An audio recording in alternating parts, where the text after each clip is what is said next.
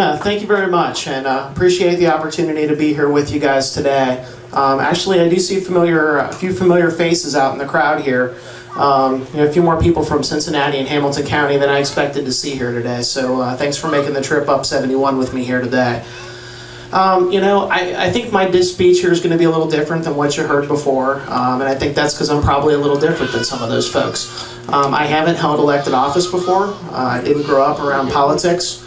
I'm certainly not going to be as funny as Dave Yost was today. I'm probably not going to be as eloquent as John Husted, and I'm certainly not going to be as moving as our keynote speaker we're going to hear next. But what I am, though, is I think someone who is broadly very much like you. Up until a year and a half ago, my day-to-day life was taking care of my family and working on my career.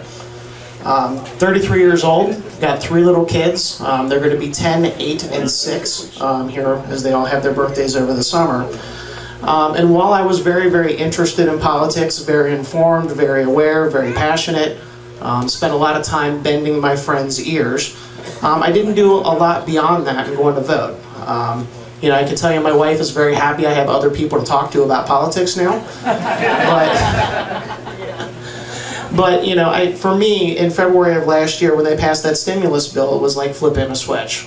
And I decided that it was something that I could no longer stand on the side and not be engaged in this fight. And so for me, I've spent the last year and a half trying to make up for lost time and be as involved in defending our Constitution and defending our freedoms as I think really anybody in the state of Ohio. I founded the Cincinnati Tea Party, and 3 weeks later we had almost 6,000 people show up on Fountain Square to celebrate our freedoms, to celebrate our Constitution, and that was the first big rally in that movement across the country. The previous big one had been about 1,500 in St. Louis, and we more than tripled that, and that's what put that movement on the map. I think there's a lot of synergies between that Tea Party movement and what you guys stand for here, because it does go back to our Constitution. To me, why was the protection for firearms built into the Bill of Rights? Well, I look at it and I see it as 2 reasons. Number one, the right to self-defense, a natural right.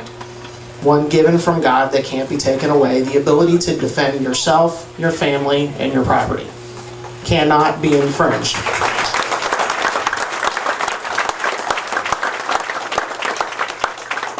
But number 2, okay, and this may be even more important from my perspective because there are other things that we value besides our right to self-defense and other natural rights that were given to us by God.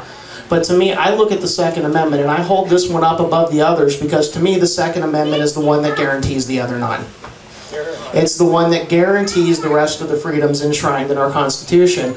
And so when I stand up here as someone who's a member of the Cincinnati Tea Party, the founder of that organization, a co-founder of the Ohio Liberty Council, a lifetime member of the NRA, and now also a member of Ohioans for Concealed Carry, I ask you guys, I want to tell you a little bit about me and about how I went on this journey because, I'm an example of what you can do when someone is passionate and engaged.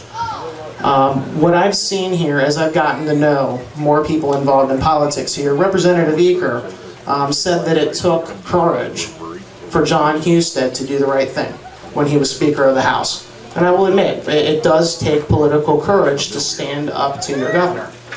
Okay, but it was you guys that gave him the backbone to do that. All right, because again, I have things that I hold very passionate, very dear to me. And now I'm running for office for the first time, and I'm with, God willing here, I'll represent Ohio's 28th House District in the General Assembly next year. But the applause line was supposed to come when I said that that's another vote that would vote for Restaurant Carry and get it out of committee if we switch the speaker next year.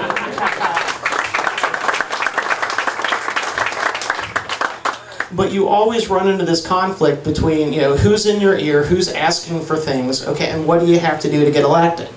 Okay, and when citizen activists like yourself, people who care passionately about these issues, get engaged in this process, and you commit yourselves to helping someone get elected, whether it's your time, whether it's your money, and when you commit yourself to making those follow-up phone calls and being in their ear about things, it absolutely makes a difference. I realize here that in the end the health care bill passed, and regardless of what you guys and what your opinion is on that health care bill, I will tell you though, I think that the mandate contained in that bill is an abomination and an assault on our Constitution, and I hope you guys would oppose it. But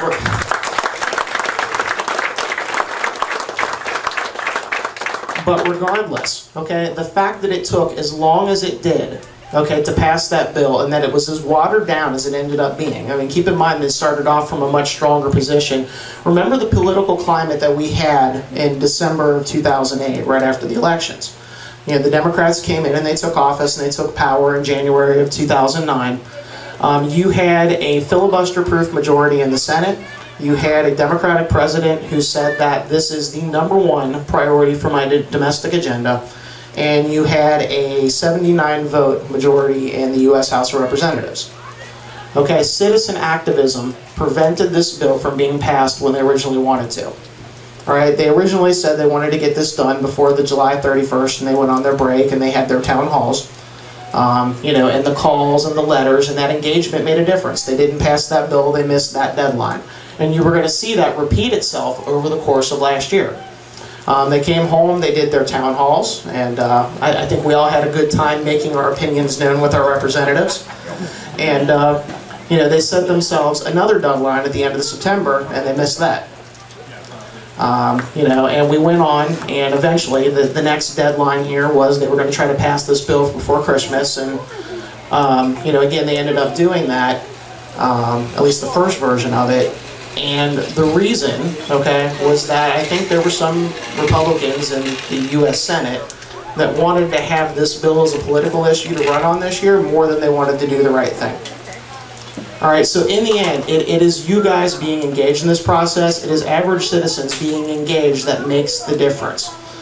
We delayed that bill through March 22nd, and again, we're doing something right now that's never been done before. We're working on a healthcare freedom amendment to Ohio's Constitution to try and prevent that mandate from taking effect here in Ohio. All of these things are related. Okay, we go back to the Second Amendment and we revere that and we hold it above, but there's other freedoms that go along with it that we need to do our best to defend. So I appreciate the fact that you guys are out here today, particularly on a rainy day. I know a lot of you come from different corners of the state, and the fact that you are passionate enough about your cause to be here says a lot about you. Because this does truly make the difference, and this is truly what makes America great. This is what separates us from the rest of the world.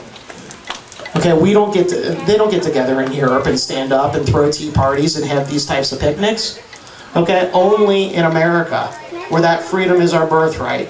And regardless of how bad it gets, I am optimistic as long as I know that people like you are going to stand with me. So I appreciate the chance to speak with you today.